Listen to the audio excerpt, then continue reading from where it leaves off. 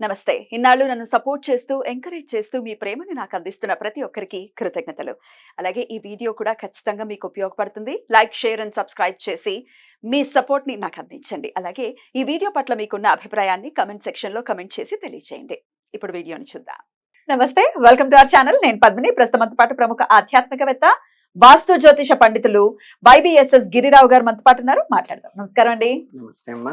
ఈ 20వ తారీఖు ద్వాదశి, శుక్లపక్ష ద్వాదశి వస్తోంది. అయితే ఆ ద్వాదశి చాలా చాలా విశేషవంతంగా వస్తోంది. క్రోధినామ సంవత్సరంలో త్రిపుష్కర యోగంతో వస్తున్నటువంటి ద్వాదశి.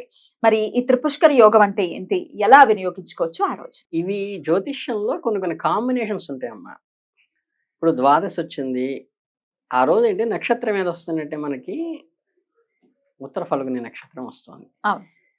ఇవి కాంబినేషన్ కలిసినప్పుడు ఏంటంటే కొన్ని మనం మీకు గుర్తుందో లేదో అంతకుముందు ఎపిసోడ్లో చెప్పాము. మంగళవారం డబ్బులు ఇవ్వకూడదు ఎందుకంటారు అంటే అందులో పాజిటివ్ నెగిటివ్ ఉంది. మంగళవారం మారుకోరుతుంది. మారుకోరుతుంది మీన్స్ ఏంటంటే మీరు అప్పుగా ఎవరికైనా ఇచ్చేటప్పుడు ఇస్తే మళ్ళీ మళ్ళీ అప్పులు ఇవ్వాల్సి వస్తూ ఉంటుంది.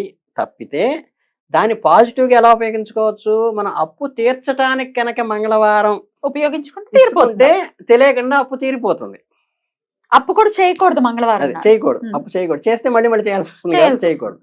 అంటే ఇది ఎలా అయితే చెప్పుకున్నామో ఈ పుష్కర యోగాల్లో ద్విపుష్కర యోగం, త్రిపుష్కర యోగం చెప్పేటప్పుడు అంటే ఆ రోజు ద్వాదశి శనివారము ఉత్తర ఫల్గుని నక్షత్రం వచ్చినప్పుడు ఏమవుతుందంటే ఈ ఉత్తర ఫల్గుని నక్షత్రంలో మనకి ప్రత్యేకంగా చెప్పేదంటే త్రిపుష్కర యోగం మీన్స్ ఏంటంటే మనకి ధార్మికంగా ఏదైతే మనం రిపీటెడ్గా మన లైఫ్లో రావాలనుకున్నట్టే ఖచ్చితంగా 3 సార్లు ఖచ్చితంగా రిపీట్ కావాలి అని ఏదైతే అనుకుంటామో అటువంటి శుభకార్యాలని ఆ రోజు చేసుకోండి. అది సజెషన్. ఇంకోటి వార్నింగ్ ఏంటి, ఏదైతే మన లైఫ్లో మళ్ళీ 3 సార్లు రిపీట్ కాకూడదు అనుకుంటామో అటువంటి చెడు జరగకుండా ఆ రోజు జాగ్రత్త ఒళ్ళు దగ్గర పెట్టుకుని ఉండండి.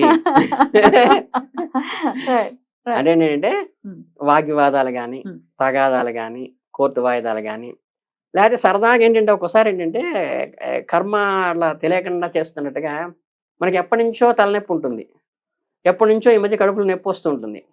మనకేంటంటే తెలిసి తెలియక ఏం చేస్తారంటే ఒకసారి జాగ్రత్తగా చూపిస్తాం, ఈరోజు ఫ్రీగా ఉంది కదా, శనివారం హాలిడే అది అందులో ఏంటి అది కరెక్ట్గా అర్ధరాత్రి 1 గంటకు రాలా మన వచ్చినట్టు.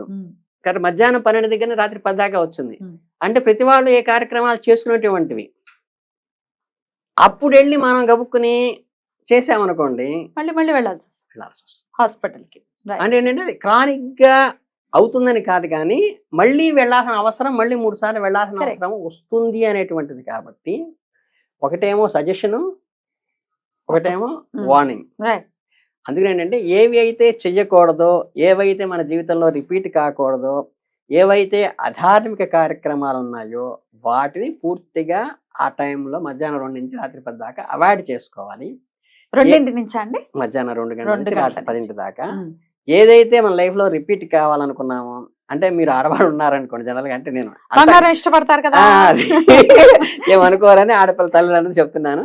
మీరు బంగారం కొనుక్కోవాలనిపిస్తుంది, ఏదో పాపం గోముగా శ్రీవారిని బామాలుడో గడ్డం పట్టుకున్నా బచ్చులు ఆడుకుని ఏమండి నాకు అది కొనిపెట్టున్నారు అనుకోండి, చక్కగా ఆయన్ని ఆ రోజు తీసుకెళ్ళండి.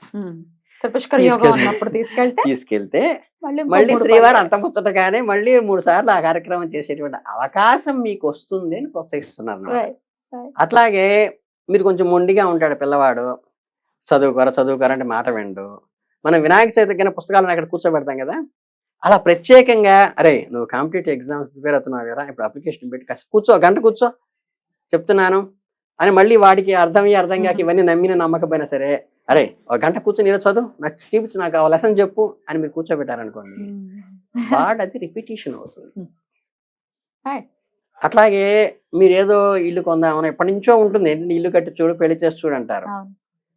మీరేంటంటే ఆ కార్యక్రమం ఇల్లు కొట్టడానికి ఏదన్నా మనం చేసేటువంటి ఎఫర్ట్ అప్పుడు కనుక ప్రారంభించి చేసి వస్తే ఏంటంటే మళ్ళీ అటువంటి శుభకార్యాలు చేసుకున్న శుభకార్యాలకి ప్రారంభం చెయ్యమని ఆ పుష్కర యోగంలో ప్రత్యేకంగా చెప్పేదంటే మనం లగ్నాల ముహూర్తాలు పెట్టుకుంటాం కదా, ఇది మల్టిప్లై అవుతుంది కాబట్టి క్యాటలిస్ట్ అంటారు. క్యాటలిస్ట్ అంటే ఏంటంటే కెమిస్ట్రీ తెలిసిన వాళ్ళకి తెలుస్తుంది.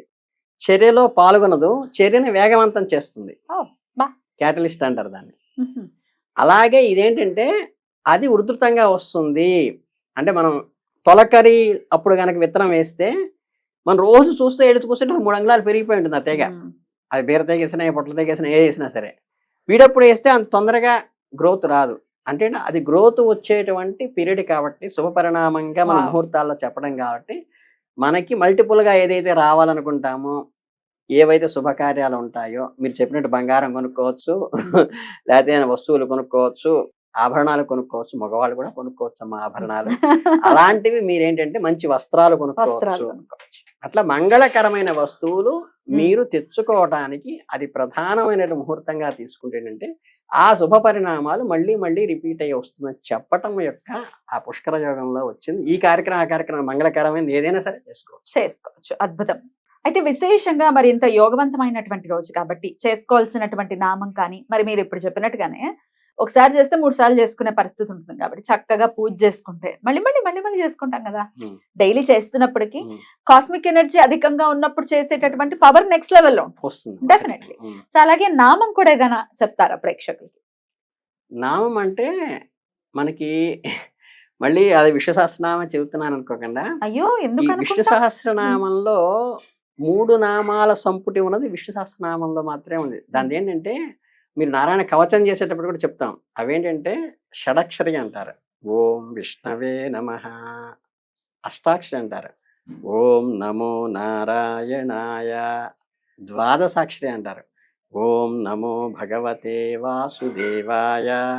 అంటే త్రిపుష్కర యోగం ఎలా వస్తుందో 3 అక్షరాల సంపుటిగా ఉన్నది విష్ణు సహస్రనామం చేసినప్పుడు గనక ఈ 3 నామాలతో కలిపి గనక త్రిపుష్కర యోగంలో చేసుకుంటే అత్యంత ఫలప్రదము. అంటే అహికానికి కూడా ఉపయోగపడుతుంది అని చెప్పటం కోసం చెప్పినదనమాట. రైట్ అండి. సో నమో నారాయణ చేసుకోవచ్చు, లేకపోతే మీరు చెప్పినట్టుగానే ద్వాదశ షడాక్షరి, షడాక్షరి, ద్వాదశాక్షరి, ద్వాదశ. అష్టాక్షరి 3 మంత్రాలు సంపుటీకరణం త్రిపుష్కరానికి అలా కూడా చేస్తాం. 3 మంత్రాలు కూడా చేసుకుంటూ చేసుకోవచ్చు. వెళ్ళొచ్చు విష్ణు సహస్రనామంతో కలిపి. కలిపి.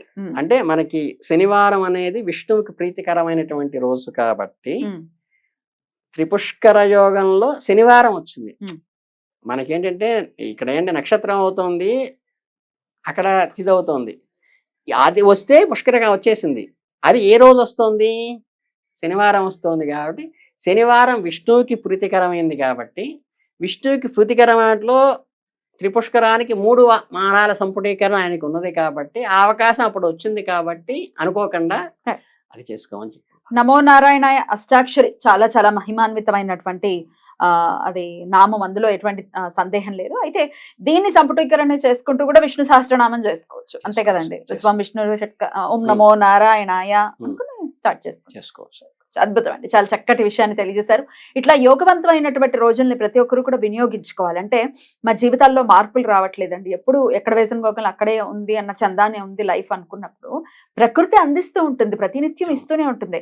ఇదివరకు రోజుల్లో పంచాంగాలు విశేషంగా ఇంట్లో ఉండేది. అంటే ఉగాది నేనైతే ప్రతి రోజు కూడా పంచాంగ వీడియోస్ ని అందిస్తూ ఉన్నాను కాబట్టి అది ఫాలో చేసుకుని ఇట్లాంటి యోగవంతమైనటువంటి రోజుల్ని వినియోగించుకుని జీవితాల్లో మార్పు రావాలి మన వాళ్ళకి అని మనస్ఫూర్తిగా కోరుకుంటూ చక్కటి విషయాన్ని తెలియజేశారు. థ్యాంక్ యూ సో మచ్ అండి. నమస్తే.